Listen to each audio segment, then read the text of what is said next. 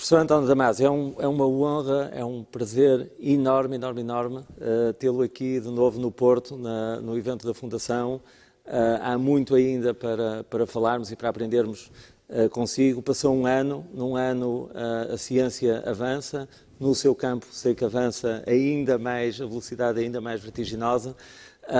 Eu queria lhe fazer uma pergunta que penso que é central e muito importante para quem nos está a ouvir, que é: o que é este fenómeno da consciência e porque é que é importante para nós comuns mortais, não é? Portanto, o público em geral e não só para os neurocientistas e para os cientistas, porque é que é importante para nós entendermos isso que é a consciência e quais são os seus mecanismos?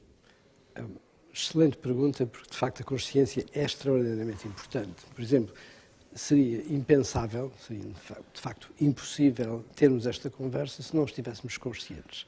Se o José e eu estivéssemos inconscientes, por exemplo, em coma ou anestesiados, não era possível ter esta conversa.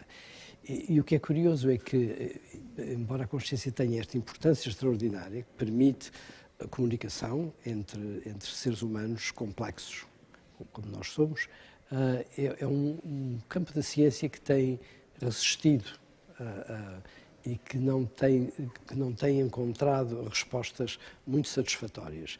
E há, neste momento, uma ideia, que é uma ideia, a nosso ver, profundamente errada, de que não é sequer possível encontrar a solução da consciência. Há colegas nossos, por exemplo, no campo da filosofia, que dizem que há um hard problem of consciousness e que não é possível resolver esse problema. Claro que eu e os meus colegas, por exemplo, a Hannah, temos uma ideia completamente diferente, e a ideia é de que não só é possível investigar a consciência, como é possível encontrar soluções, e é isso exatamente que estamos neste momento a resolver. E curiosamente, pura coincidência, há dois scientific papers. Mas o que é a consciência? Desculpe interrompê-lo só. Que vão sair sobre esse problema e a responder diretamente à sua pergunta. E há duas maneiras, aliás, de responder à sua pergunta. A primeira é uma maneira prática, muito diretamente científica, e que todas as pessoas podem compreender. A consciência é aquilo que nos permite ligar a mente, que nos permite ligar o processo de mente e pensamento a um corpo, e a um corpo específico que é aquele onde a nossa mente funciona. Pense só na profundidade disto. Se não houvesse consciência, e quando não há consciência, por exemplo, durante a anestesia, aquilo que acontece é um desligar da conexão entre o corpo, um corpo específico, e a mente que está nesse corpo. Portanto, a consciência é a entrada neste campo magnífico, que é o de saber que a minha mente corresponde ao meu corpo vivo, ao meu organismo vivo, e vice-versa, que esse organismo vivo tem uma consciência e só uma consciência. É essa interligação. Portanto, isto é uma coisa magnífica, pensar que a nossa biologia nos dá esta possibilidade, que é de ligar mente e consciência muito diretamente. Depois, há um outro campo, há uma outra definição de consciência, e que está ligada a esta primeira, e que é só possível porque há esta primeira, e que tem a ver com a possibilidade de expandir aquilo que é a nossa mente e permitir, por exemplo, fazer aquilo que estamos a fazer hoje. Estamos a ter uma conversa sobre ciência, mas que também é uma conversa sobre seres humanos e sobre a vida que estamos a viver neste momento e sobre problemas sociais, coisas, por exemplo, que o interessam muito na sua fundação.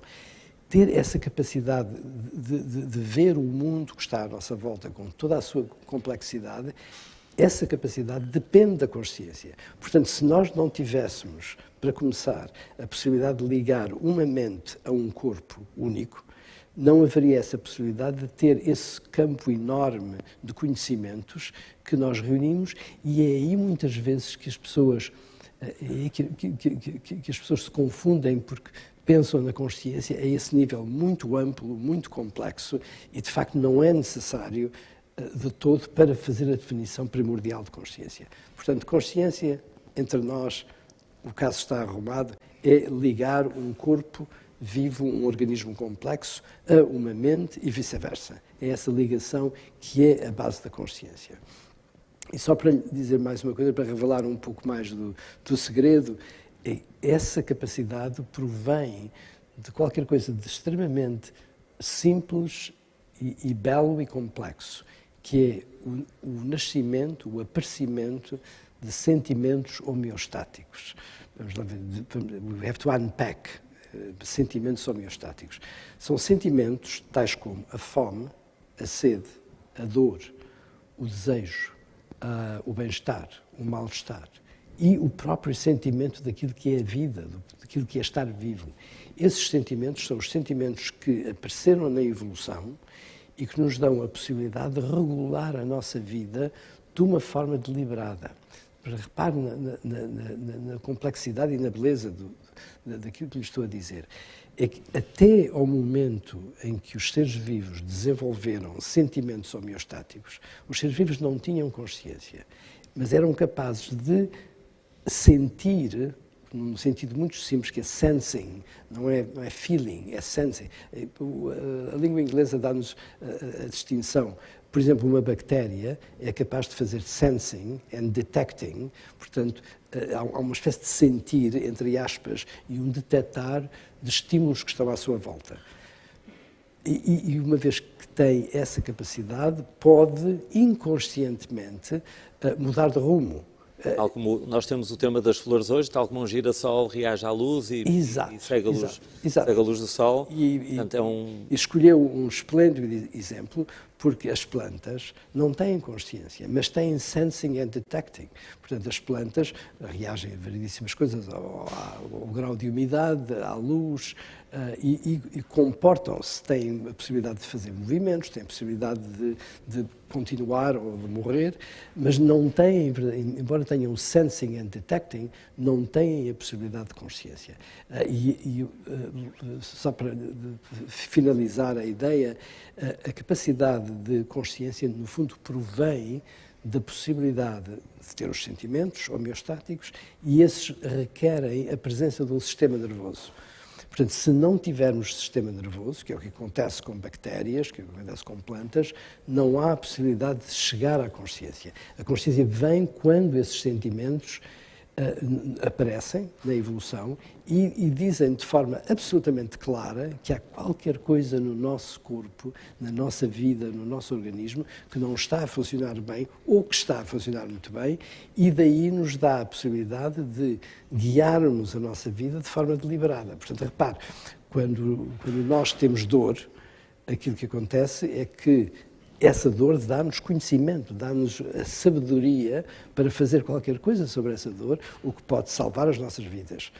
E, por outro lado, se temos bem-estar, isso também nos dá uma informação extremamente importante, é de que não temos que fazer nada de imediato. Podemos poupar energia. Podemos poupar energia e podemos explorar o mundo. E é isso exatamente que aconteceu. Portanto, os sentimentos homeostáticos foram o momento inaugural da consciência na história da vida.